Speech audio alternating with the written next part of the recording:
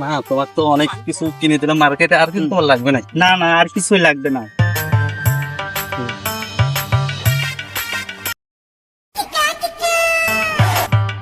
ইস, এই জিনিস কই আছিল এতদিন দিয়ে বন্ধু? চল চল চল চল।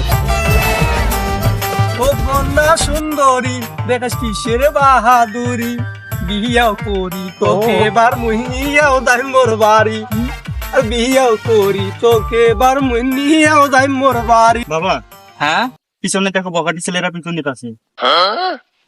তাই তো, আচ্ছা বিষয়টা আমি দেখতেছি।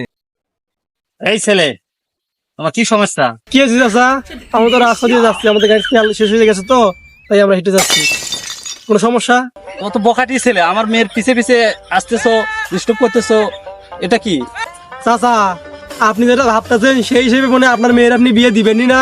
আমার মেয়েকে আমি বিয়ে দেবো কিনা তোমার সাথে মানে শিখতে হবে আমাকে। হ্যাঁ, তোমার মতো বকাটি ছেলে আমার মেয়ের যোগ্যতা হবে? হ্যাঁ, চাচা এটা কথা কইলেন, আমার যোগ্যতা নাই। এই চার চাকার গাড়িটা আছে না, এটা আমার বাবা। আর আকাশ যেগুলো হেলিকপ্টার যায় না, এগুলো আমার বাবার। আর আমি আপনার এই চার্লি মেয়ের বিয়ে করবো, এটা আপনি ভাবছেন?